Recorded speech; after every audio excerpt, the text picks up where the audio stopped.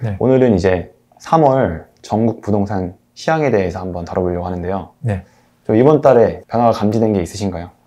최근에 이제 매달 막 조금씩 다른 부분들은 계속 있는 것 같아요, 확실히. 네. 그리고 저도 이제 유튜브 멤버십 방송 매달 하다 보니까 시장 분석을 하는데, 최근 1년 동안 뭐 이렇게 계속 하락만 하고 재미가 없었는데, 요즘은, 변화가 조금 있네요. 뭐 그런 부분도 있어요. 그래서 오늘 그거 좀 짚어보면 어떨까 싶은데요. 근데 제가 보니까 요새 핫 키워드는 거래량인 것 같더라고요. 거래량부터 우선 살펴보면 더 좋을 것 같습니다. 일단은 많은 분들이 관심 있는 게 서울이니까, 네. 서울에 지금 매매 건수 한 2,200건 정도 되는 것 같더라고요. 한 달 동안. 네. 지금 2월 신고 기간이 이제 이달 말까지 남은 점을 좀 고려하면 3,000건 안팎 정도 예상되는 것 같아요. 근데 보통 평균 이제 1년에 한 6,000건 정도 월 평균. 그에 비하면 좀 여전히 적은 수준인 것 같기는 해요. 그래도 우리가 이제 최근 한 2개월치 정도 거래량 변화를 살펴보면 훨씬 더 직관적으로 이게 어떤 변화, 어느 수준인가를 조금 우리가 생각할 수 있지 않을까 싶긴 해요. 제가 한번 조사를 좀 해봤거든요. 네. 지역별로. 서울은 방금 좀 말씀을 드린 부분이고, 경기도 같은 경우는 보통 평균 뭐 한 달에 한 15,000건에서 왔다 갔다 해요. 근데 1월 달은 4,700건 조금 넘게 거래가 됐고요. 2월 달에는 7,900건 조금 넘게 거래가 됐어요. 거래가 확실히 좀 증가하고 있는 모습은 보이는 거죠. 그리고 나머지 광역시들 같은 경우도 전부 다 거래량은 증가했어요. 표 보시면 다 아실 거예요. 인천 같은 경우는 1월달 1,304건에서 2월달 2,078건. 부산 같은 경우도 뭐 1월달 1,304건에서 2월달 1,969건. 이런 식으로 대부분 수치를 보면 1.5배 정도는 다 올랐더라고요. 좀 딱 정리하면 그런 거예요. 아직 2월달 실거래가 집계가 다 안 됐음에도 불구하고 전월 거래량은 대부분 다 뛰어넘었다. 그리고 뛰어넘은 수준이 대략 한 1.5배 정도는 되는 것 같더라. 그리고 그 많은 지역들 중에서 좀 거래가 많이 증가한 지역이 경기도인 것 같다라는 거예요. 물론 절대적인 수치는 적어요. 그동안 우리 한 3년 동안 거래했던 평균치를 보면 적긴 한데 증가 추이는 확실히 있구나라는 것들을 좀 알 수 있는 것 같아요. 제일 궁금한 게 거래량이 증가하고 있잖아요. 이 증가 추세가 계속 이어질 것이냐. 이게 제일 궁금하더라고요. 그게 포인트긴 하죠. 네. 지금 이제 현장의 분위기를 이제 안 볼 수가 없는데 방금은 그냥 통계치 수치일 뿐이잖아요. 네. 현장에서 진짜 얼마나 이렇게 더 막 물건을 사려고 난린지 이제 그런 부분들을 체크해야지만 알 수 있는 부분이라 생각 들거든요. 전화를 돌려보면 대부분 급매물들은 좀 빠르게 소진돼가지고 이제 그 가격에는 없어요 이런 현장이 많아요. 네. 그 단지들이 조금 더 사람들이 선호하고 좀 신축의 그런 아파트들부터 급매 거래가 조금 발생되고 있거든요. 신기하게도 급매 거래가 발생되고 나면 다들 그 가격을 조금 높여서 내놓고 있어요. 높여서 내놨을 때 거래가 안 되고 있단 말이에요. 그러면 이제 어떤 일이 발생하느냐. 이 친구는 떠나갔구나 생각하고 그 옆단지를 봐요.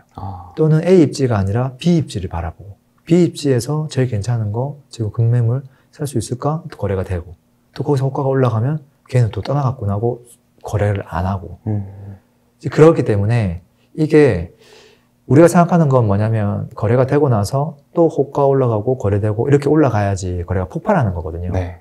그렇게까지는 가고 있지는 않지만 이게 넓게 퍼져가고 있구나라는 건 인식할 수 있어요. 근데 이게 지금 엄청 많이 퍼진 상태가 아니에요. 되게 누가 봐도 너무나 선호되고 이 가격이 옛날에 이 가격이었는데 지금 이 가격이었어? 이건 사야 되겠다. 이렇게 해서 급매가 탁 거래된 경우가 되게 많거든요. 근데 그 단지들이 지금 늘어나고 있다는 거예요. 이 절대적인 거래량 자체가 지금 증가했는데 증가한 상태를 계속 유지는 충분히 할 수 있겠구나. 거기서 여차하면 좀 더 증가할 가능성도 있겠구나라는 생각도 들어요. 다만 이게 폭발적으로 늘어나려면 기존에 이미 이제 거래가 되고 호가 올라간 상태에서 거래가 더 발생돼줘야 되는 거거든요. 그 정도까지는 안 되고 있는 상황이긴 하다. 그러니까 정리하면 거래량 폭발은 아니지만 점진적 증가 예상 이렇게 볼 수 있을까요? 네, 맞습니다. 선생님 이제 거래량 알아봤는데 이 전국적인 전국 시황 이것도 한번 보면 좋을 것 같습니다. 전국 월간 한 달 동안 매매 증강 한번 체크해보면 좋을 것 같아요. 다 하락세입니다. 다만 이제 우리가 체크할 건 뭐냐면 지난달 대비 하락세가 뭐 연착륙하고 있는가 이런 부분들이죠. 그리고 매매 하락과 전세 하락 누가 더 큰가 그리고 그 둘 중 누가 더 연착륙하고 있는가. 이런 부분들을 체크해 봐야 되거든요. 어쨌든 지금 2월 한 달치만 놓고 보면 가장 많은 매매 하락을 한 지역들이 인천, 대구, 경기, 대전, 뭐 충북, 서울 순이에요. 매매 가격만 놓고 보면. 그래서 인천, 대구가 상당히 좀 위험하구나. 수도권에서는 경기도가 조금 하락을 많이 했구나. 이제 이런 걸 알 수 있고요. 전세 가격만 놓고 보면 달라요. 전세 가격 하락 탑 뭐 4등까지만 뽑아보면 인천, 그 다음에 경기, 대구, 서울 요 순이에요. 이 파란색 막대가 이 전세 가격 하락을 말하거든요. 그래서 대부분의 지역들이 수도권이 다 탑3를 좀 차지하는구나. 이런 것들을 좀 알 수 있죠. 그리고 이제 1월달하고 2월달 한번 좀 비교를 해보면 참 좋을 것 같은데, 매매 하락세는 뭐 되게 조금 줄어든 건 맞아요. 큰 건 아닌 것 같고요. 근데 오히려 전세 가격 하락 추이가 조금은 더 지금 적게 하락하고 있지 않나 하는 생각이 좀 들어요. 특히 이제 수도권의 전세 하락이 좀 심했는데 그 부분이 조금 완화되고 있는 측면이 있다라는 거. 그리고 지금 여전히 매매 하락이 심한 곳들이 아까 인천, 대구 그런 지역들인데 이제 입주 물량이 많은 곳들이고 그 지역들이 매매 하락도 세고 전세 하락도 많더라. 그런 공통점들도 조금 있어요. 그리고 방금 설명한 것들을 조금 사분면으로 한번 펼쳐보면 더 조금 잘 와닿을 거예요. 지금 전국에서 최근 한 달 동안 2월 16일부터 3월 16일까지 매매, 전세, 가격 변화가 어떠한지 점을 다 찍어보면 딱 눈에 보이죠. 그 왼쪽에 있고 아래쪽에 있는 친구들 어디예요? 인천, 경기, 대구네요. 네, 이 세 지역이 사실은 어떻게 보면 가장 힘든 지역이라고 볼 수 있어요. 근데 원래 우리가 가장 많이 알고 있던 지역 중에 하나가 빠졌어요. 세종. 세종이 원래 매매 하락도 많았고 전세 하락 많았었는데 네. 어디 갔을까요? 지금 보면 전북 위에 가 있잖아요. 네. 네. 그래서 세종이 지금 연착륙이 생각보다 빠르구나. 그런 것들을 알 수 있죠. 왜 다른 지역들과 뭐가 다를까? 세종은 다른 지역들처럼 입주 물량이 지금 계속 펼쳐지는 게 아니거든요. 네. 근데 인천, 경기, 대구는 지금 입주 물량이 같이 펼쳐지고 있거든요. 미분양까지 쌓이고 있고. 그런 차이가 확실히 있구나. 네, 그런 것들 조금 느낄 수 있는 한 달 포인트가 아닌가 싶긴 하고요. 그리고 이제 청약에 대한 부분들도 있죠. 전국에 있는 청약 경쟁률 지역 몇 개만 살펴보면 될 것 같아요. 지금 서울하고 다른 지역들 분위기가 좀 많이 다르거든요. 그래서 서울 같은 경우는 지금 보통 뭐 11대 1 경쟁률이, 청약 경쟁률이 뭐 좀 높은 곳들은 뭐 좀 세게 나온 곳도 있죠. 뭐 198대 1도 나오고. 어쨌든 대부분 다 약간 선방하고 있어요. 근데 이제 반대로 다른 지역들은 생각보다 어려운 지역들이 많아요. 뭐 경쟁률 자체가 이런 건데 약간 특수성이 좀 있는 거고, 미달 엄청 많이 났고, 나머지 뭐 9대 1도 있긴 한데, 대체적으로 다 10대 1이 안 되고, 평형별로 보면 미달이 대부분 많고, 이게 미분양 난 곳들도 대거 미분양 난 곳도 많고, 몇 개 단지만 살짝 선방하고, 뭐 2대 1 뭐 이런 수준으로, 나머지는 지금 전부 다 좀 어려운 상황이에요. 경기도로만 넘어가도. 그리고 이제 뭐 인천 이런 것들은 사실은 말할 것도 없죠. 지금 뭐 했다 하면 뭐 미분양이고요. 나머지 광역시급 대표주자, 뭐 부산 이런 것들도 지금 최근에 보면 2월달 뭐 12대 1 그나마 선방했어요. 분양 가격이 그렇게 높지가 않아서. 남천자이 이런 것들은 12월달이거든요.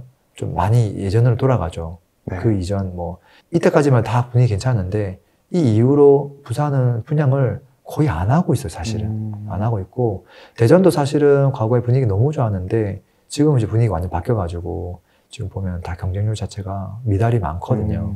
그리고 이제 미분양 같은 경우는 지금 뭐 클릭하기 무섭게 대부분의 다 지역들이 급증하고 있는 상황이에요. 서울 같은 지역들은 지금 청약이 잘 되고 있으니까 미분양이 급증하지는 않겠죠. 이미 좀 증가한 상태에서 그냥 이렇게 좀 유지되는 모습이 좀 보여지고 있고요. 경기도 지금 분양을 좀 많이 안 하고 있는데 어쨌든 꾸준하게 증가하고 있는 모습들 좀 볼 수 있고, 인천도 마찬가지로 분양을 많이 안 하고 있음에도 불구하고 사실은 급증하고 있는 모습들 우리가 볼 수 있고요. 부산, 네, 이런 지역들도 지금 분양을 많이 안 하고 있는데 이렇게 되고 있어요. 분양을 많이 안 해서 그런 거예요. 대전 같은 경우는 분위기 좋았는데 여기도 이제 했다 하면 이제 갑자기 크게 이제 미분양이 나기 시작하니까 좀 위험한 거고요. 대구는 그 전부터 계속 지금 엄청나게 증가해서 거의 과거에 이제 최고치를 지금 따라가려고 지금 노력하고 있는 모습들도 보이고요. 광역시 중에서 광주 이런 곳들은 미분양에 대한 리스크는 굉장히 적은 곳도 있어요. 예, 그런 지역도 있고 지역마다 사실 분위기는 많이 다르긴 하지만 대체적으로 지금 미분양이 급증하고 있는 건 맞죠. 예, 이 분위기는 아직까지도 해소되지 않았다. 분양 시장에 있어서만큼은. 그 다음에 이제 미분양이 나든 말든 사람들은 또 새 집을 원하고 그 새 집이 저렴하다 싶으면 사실은 살 수도 있잖아요. 네. 그 포인트를 우리가 이제 찾아볼 수 있는 게 그 매매에 대한 수요, 이 심리에 대한 지표인데, 그래서 KB에서 이거 매수 우위 지수, 매도 우위 지수 이런 거 발표하고 있는데, 한마디로 그런 거예요. 지금 뭐 전화가 막 불 난리 났다. 지금 사람들이 집을 막 걷어들이고 있다. 집을 사려고 지금 줄 섰다. 이거를 다 통계적으로 수치를 매긴 다음에 그래프로 지금 만든 거거든요. 이렇게 봤을 때 지금 변화사항이 뭐 없는 지역도 많은데 있는 지역도 조금씩 있어요. 지금 서울 같은 경우는 사실 크게 막 엄청난 변화가 있지는 않고 그냥 조금 이제 집을 걷어들려고 하는 사람들이 이제 조금씩 생기고 있구나. 요 정도라면 이제 예를 들어서 세종시 이런 거 볼까요?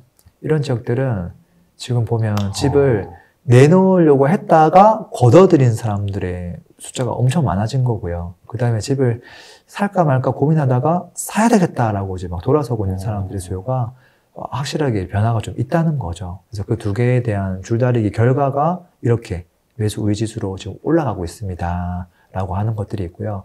이 지역들을 이제 제가 다 클릭해 보니까 변화가 있는 지역은 4개의 지역이더라고요. 그게 강원도, 전라남도, 제주도, 세종시. 그 중에서 세종시가 조금 더 변화가 확실히 눈에 좀 보이더라. 이제 그런 부분들이 약간 변화사항인 것 같아요. 그래서 심리가 약간 집을 사자 쪽으로 조금 변하는 지역도 약간 있구나. 뭐 이런 것들 좀 알 수 있는 것 같아요. 이런 지역들의 공통점은 네. 뭐가 있을까요? 첫 번째는 이제 그 지역에 미분양이 적재되어 있으면 사람들은 무서워서 그 지역을 잘 안 살 거예요. 조금 사다가 말 건데 미분양이 없어요. 선택지가 없잖아요. 네. 그러면 그곳에 있는 새 아파트를 선택할 수밖에 없잖아요. 근데 입주를 또 많이 하고 있으면 사실은 또 굳이 지금 입주 많이 하고 있는데 집이 이렇게 넘쳐나는 것 같은데, 그리고 전세 가격도 막 떨어지는데 라는 생각을 하면서 아니 그냥 지금도 괜찮아 하고 판단할 텐데 공급이 조금 부족한 지역들, 입주를 좀 안 하는 지역들, 그 지역들은 선택지가 이제 거의 없잖아요. 네. 그러면 우리도 언제까지 이 집 살아야 될까? 이사 한번 가자. 이렇게 하면서도 거래를 하는 거죠.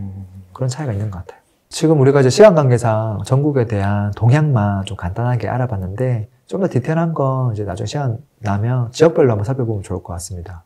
영구님, 근데 네. 저는 이번에 같이 시황 보면서 네. 가장 눈에 띄는 게 네. 그래도 전세가 하락폭이 좀 줄어들었다는 게 눈에 띄더라고요. 네. 그럼 상반기에 네. 전세가가 좀 상승 전환하는 지역 네. 나올 수 있을까요? 저도 그 생각 갖고 좀 봤어요. 네. 왜냐하면 지금은 이제 뭔가 오버아웃이 많잖아요. 뭐 전라남도, 뭐 전라북도 지역도 크고 좀 디테일하게 제가 좀 보기는 봤는데 두 가지 포인트가 있죠. 전세가가 상승하려면 두 가지에 대한 변수가 만족이 돼야 되거든요. 첫 번째는 뭐냐면 지금 우리가 전세 가격 하락은 금리 인상으로 인해서 금융상품이라고 했잖아요. 네. 반비례 관계 있다고 했잖아요. 그래서 금리가 좀 내려와야 돼요.